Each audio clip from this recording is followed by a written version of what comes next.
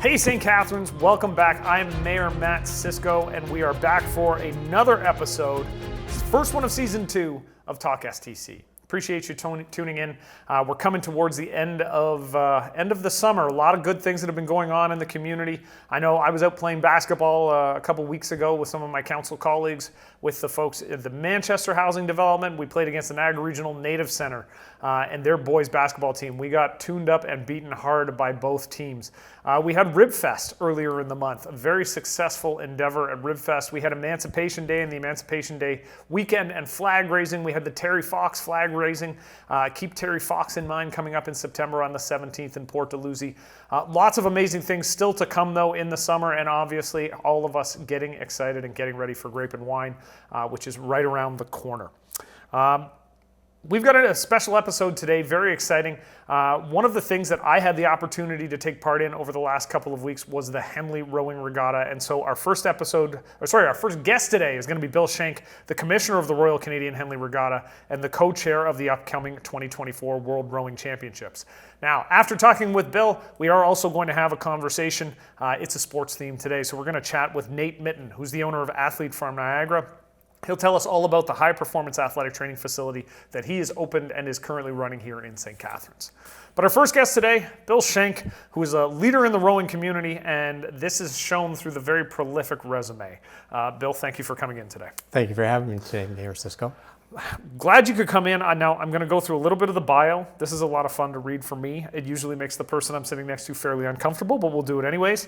A love of rowing. You started in high school in the St. Catharines Rowing Club as well, and then you moved on to the University of Guelph. Correct. And over the years, worked your way up through the ranks from a member of the St. Catharines Rowing Alumni Association to the director of St. Catharines Rowing Club, the president of the Canadian Henley Rowing Corporation, the chairman of the 1999 Wolrd Rowing Championships, the 2022 rowing venue chairman for the Canada Summer Games, and now your current role as the commissioner of the Royal Canadian Henley Regatta and the co-chair of the upcoming 2024 World Championships. This is a passion for you. It's been a passion all my life, and I think I've grown into this job. I think that many people find that they like to stick to the coaching side.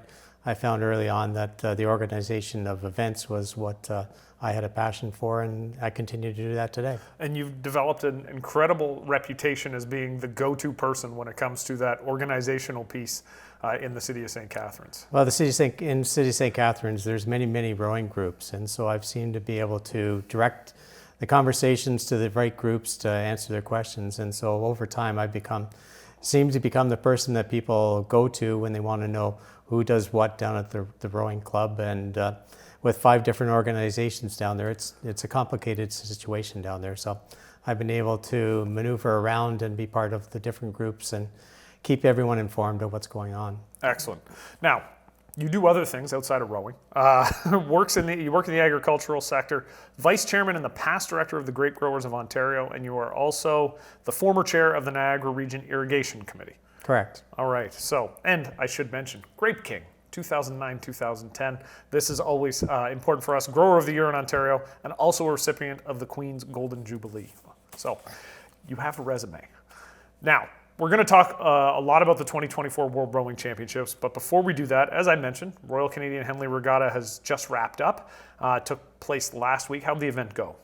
So first off, I'd like to thank you for attending the opening ceremonies, and so you came down and welcomed everyone to the community and expressed your support behind the athletes from the St. Catharines Rowing Club, which was greatly appreciated. St. Catharines had 10 victories, which was very good, Yep. And so it was great to have you there. And then on the Sunday, you took time out of your Sunday to come down and present medals to the champions that had won on that day. And I'm sure you saw firsthand all the excitement that the athletes had by winning the Henley Gold Medal. And what's different with the Henley Regatta is that we award one medal only. It's the gold medal. And it's a gold medal standard that is really looked at with high esteem, and that athletes come from all over the states, across Canada, and some of the Europeans show up for the event as well. The event was very well attended, not quite back up to pre-COVID, but we're almost there. Very excited. In spite of the weather conditions that we did have this past week, we were able to get done every day's racing with 100 races a day. It's a real accomplishment to try and get that many in for the length of the regatta. And so Mother Nature cooperated. We only had 2 days with delays, and so the athletes that came, we have had nothing but compliments about how we got the events done and the caliber and quality of the racing that they did experience. Yeah, it was a lot of fun for me to be able to hand out medals. I will say there was a crew from California that had won one of the events, and as I was putting the medals on, I said similar things to every group, but I just said, does this make it all worth it? The early mornings and everything else. And the one rower looked at me and goes, "This is the only one that makes it all worth it." And I thought that was incredible to hear. Just the Henley is the pinnacle for a lot of these kids. This is the event that they're training for the entire season. And so this is the last sprint race that many of these athletes will compete at. Once the Henley's done, many of them return back to the universities where they start back in university rowing. The schools and the high schools will begin to start their programs. And so it is the highlight for most of these athletes that coming to Henley is the experience. And over the years that we've seen that there's a lot of new clubs that come, and they come for different reasons. And so some it's for the experience, first time coming there, just to test to see how good they think they are.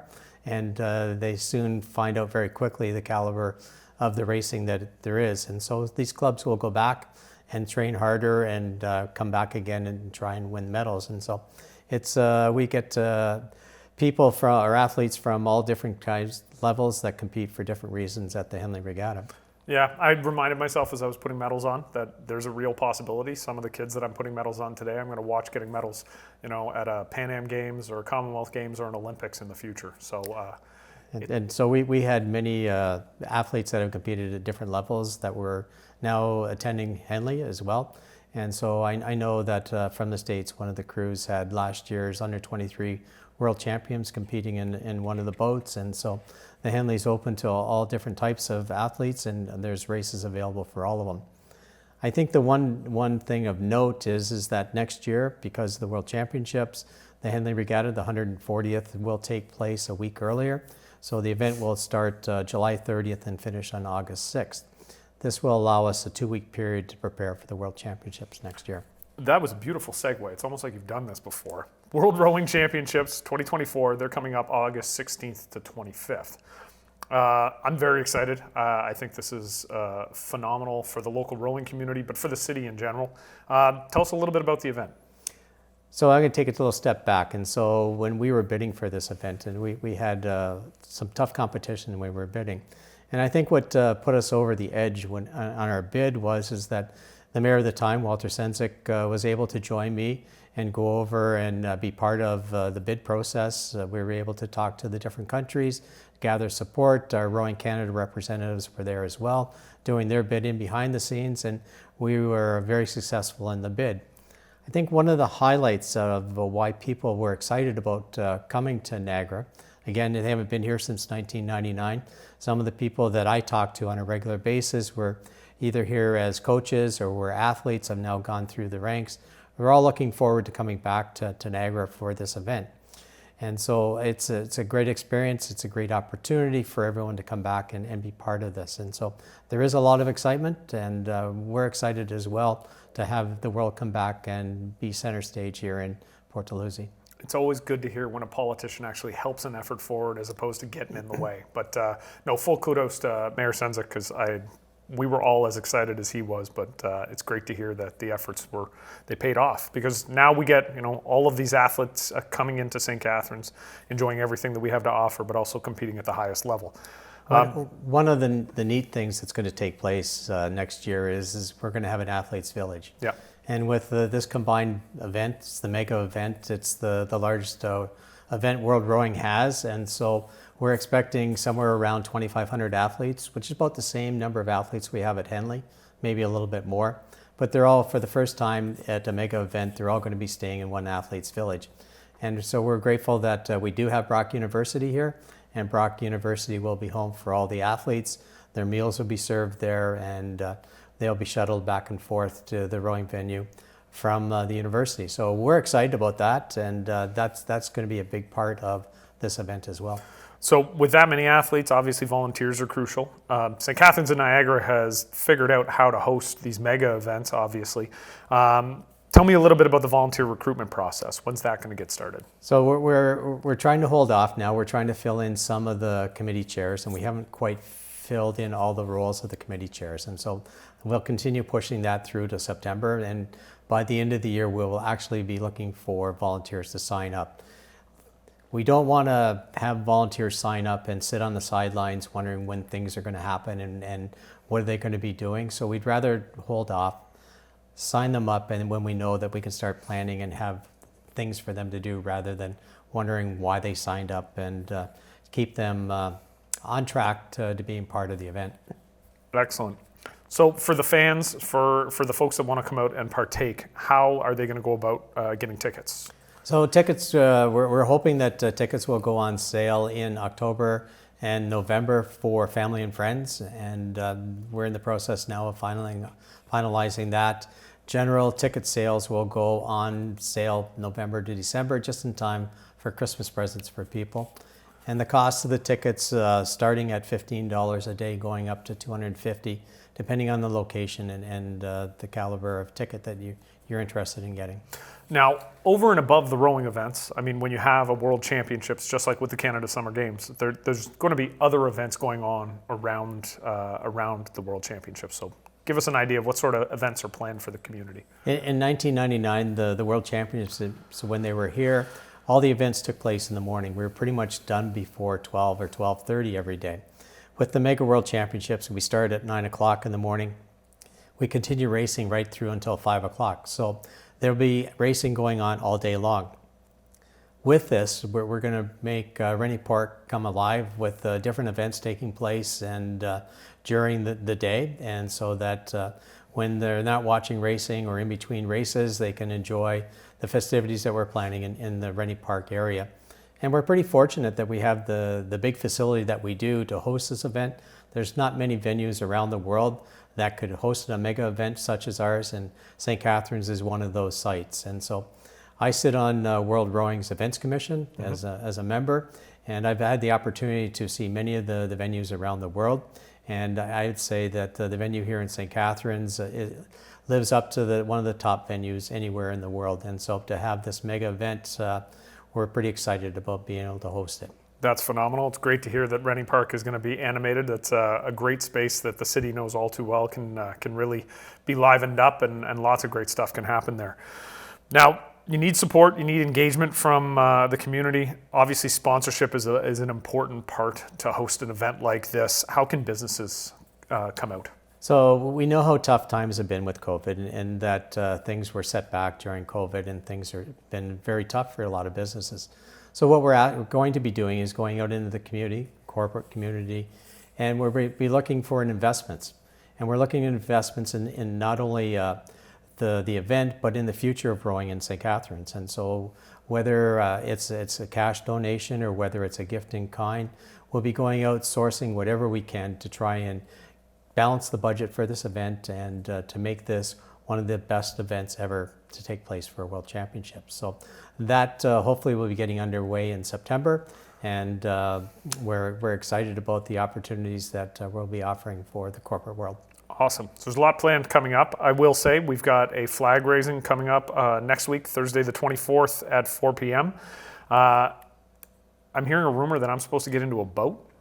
Well, we put the word out there. We're hoping that some of the mayors would like to experience for a first time getting into a boat, just to see how difficult it is to make that boat go backwards. And so we do have some local crews coming down to show off and how it's done. And so if the mayors decide they don't want to get into the boat, we'll have other people there to demonstrate and be part of that. As you said, the event takes place on the 24th. It's at the Neil Campbell Training Center. The state-of-the-art buildings won several awards for its design around the world. I just got an invitation to an event in Cologne, Germany, where we just won another international award for the event, which the award ceremonies in October of this year. And so very excited about being able to showcase this facility once again. And we're having the opening or the 1 year out event on the 24th down at the center. So very excited about being able to tell the community about where we're going and the event for next year. Excellent. Any chance for me to look ridiculous falling into the water is a good chance for the community. Well, you were there on Sunday and you saw how the athletes threw their coach in, so you never know what may happen when you're down on Henley Island. 100%. Bill, thank you so much for coming in and chatting with us today. Thank you for giving me the opportunity to come in and speak about what I'm passionate about and the excitement for 2024. Excellent. That's Bill Schenck from the Royal Canadian Henley Regatta chatting about the World Championships. Stick with us. We will be back right after the break.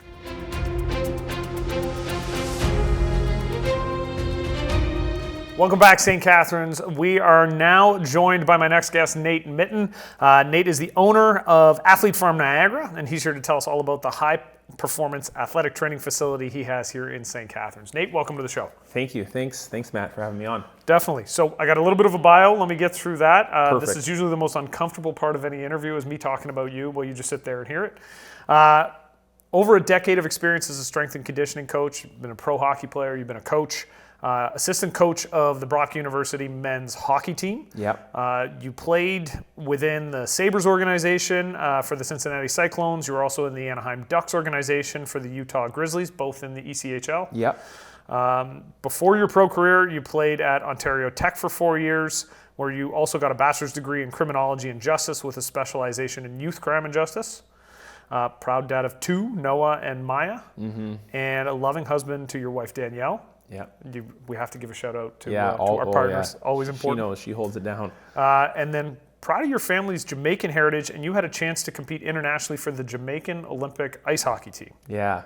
That is phenomenal. Yeah. It's pretty cool. Yeah. Really cool. I mean, don't get me wrong. The part about launching Athlete Farm Niagara is cool, but that's my favorite part of your bio. Yeah. But you launched Athlete Farm in 2020, a high-performance training facility for athletes and adults. You've now tripled in size. Yeah. All right. So tell me about how your sports background led to Athlete Farm. Yeah. Well, growing up from a young age, always sports was everything. Come from a big family of 6. And both my parents come from, sport backgrounds. So from a young age, everything was, competition based. Everything was sports. You had to play basically everything, and you wanted to because that was just the environment. So that's kind of where it started. And for me, actually, I was the middle child of the family. I was probably actually the least athletic, the least talented at sports. But I loved it probably the most. So I remember I would stay out with my sister, my eldest sister. Let's say we were playing soccer, and she would keep beating me, let's say, and we'd play till either she quit, she either let me win, or I won. Yeah. And so we'd be, and eventually they would just get so tired of beating me that either they would just get tired and I would win, or they'd say, I want to quit, let's go home. And I said, okay, you're quitting? Okay, I win. And so that was kind of the games we'd play as we were kids. So that kind of just grew the passion. And then had, when I was 14, till I was basically 17, I was basically trying out for AAA every year, and I was got cut every year. So I was a kid that played house league, select, not the typical hockey path. But when I look back now through that process, my passion never wavered. So I was always doing research and looking at how to get better from a young age. From a family of 6, there wasn't money to spend in going to Zed trainers and different things like that. So it was really about how can you just continue to learn, research. And I remember I used to build different types of equipment and weights as a 13, 14-year-old kid that I'd do in the driveway. So that kind of, then that passion just kept growing all through, and kind of that you have that kid that was just curious to get better from a young age, and just kind of I've just stayed on that path. That's amazing. So Athlete Farm, high-performance athletic training facility, equips athletes to unleash greatness through purpose-driven training. Yes. So give me an idea. What's purpose-driven training? Yeah. So right, as athletes, right, we have a goal. So whether coach said, hey, Johnny, you need to get faster, or Rachel, your reaction times are slow. Right? You have these targets, you have these goals of things, or let's say adaptations that you're looking for as an athlete. And we really focus on, okay, let's, what are our goals? What are we looking at to get better? My methodology as a whole is overall athleticism. So basically all different types of moving through multiple planes, running, jumping, sprinting, change of direction, rotational, all those kind of different aspects of athleticism, coordination.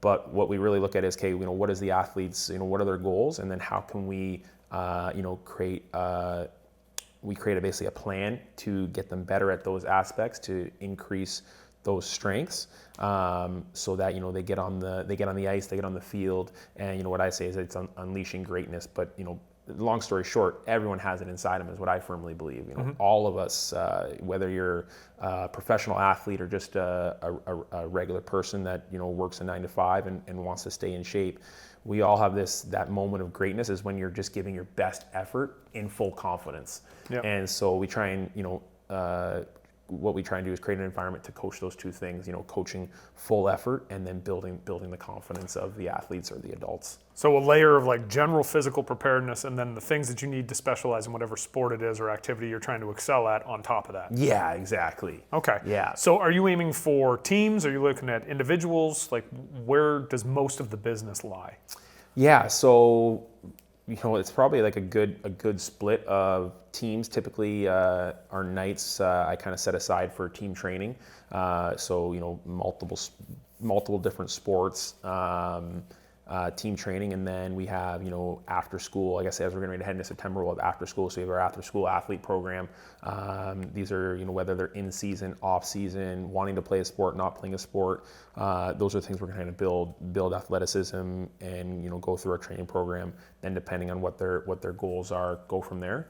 And then typically in the morning, we set aside time to train adults, and we do have some after work adults as well that train. Yep. So it's kind of this like different slices of the pie, kind of all coming together. Team training is definitely a massive part, and definitely as we go through the summer, it's more of our private training. In the months of May, June, July, and August, where it's really focusing on the individual athletes. Gotcha. So.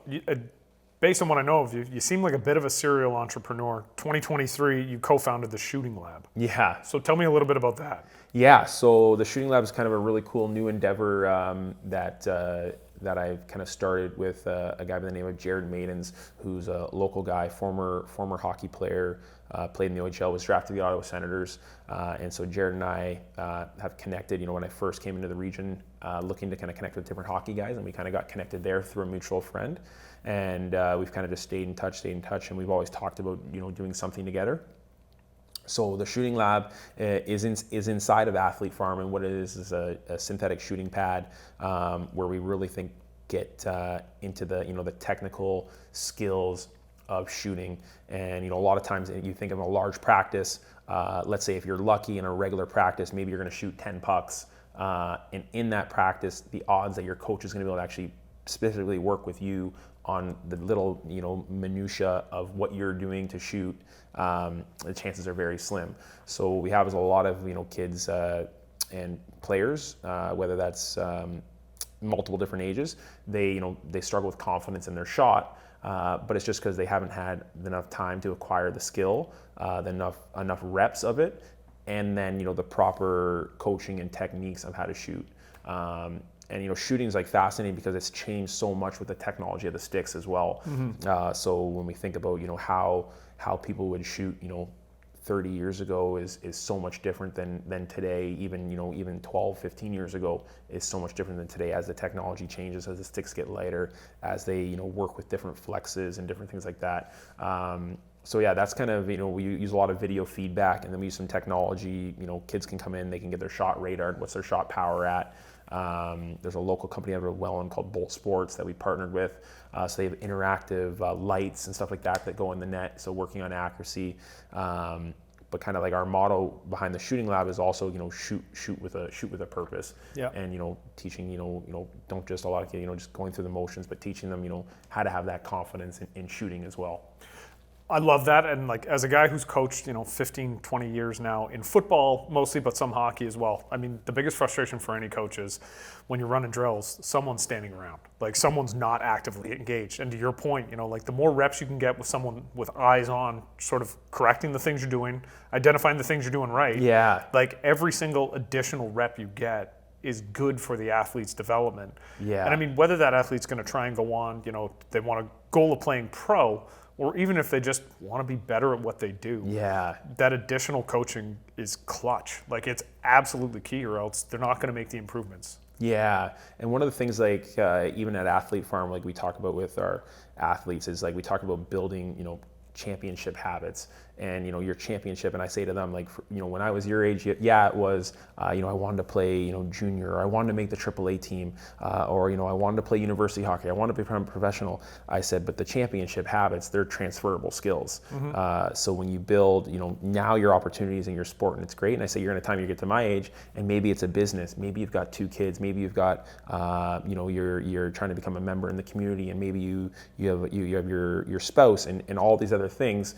But the habits and the character, those are what you're building now. And it's, and I kind of say to them, right, you want to build the foundation first, just like you're building any kind of structure, and they get to do that. 100%. My favorite saying, any practice, I'd probably yell out 15 or 20 times, don't cheat the rep. Never cheat the rep. Yeah. If you cheat the rep, that means you're not actually trying to get better. You're just, to your point, going through the motions. Yeah. And you don't get better when you're going through the motions. You got to have a purpose. Don't cheat the rep. Yeah. No, I love that. I love that. So if people want to learn more about Athlete Farm, people want to get engaged, I guarantee you there's folks out there like me who recognize like they could use something like this.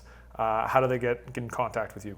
Yeah, so a couple different ways. If they're on social media, Athlete Farm Niagara, our website, athletefarmniagara.com. Is another great way to reach us. We're kind of local. We're on Martindale Road. You can also kind of just pop in, say hi. You can ask for Nate or any of our other staff there, and they'll kind of be happy to say hi, give you a tour, and introduce you to the farm. Awesome. Nate, thank you so much for coming in today. I'm glad we were able to highlight what you're doing over on Martindale, and I encourage folks to get in contact if this is something they're interested in, if they got a team, anybody else who could use the additional work. Yeah, no, we would love that. Yeah, we'd really love that. Excellent. Thanks for coming in. Thanks for having me on. Right on. Folks, stick with us. We will be back right after the break.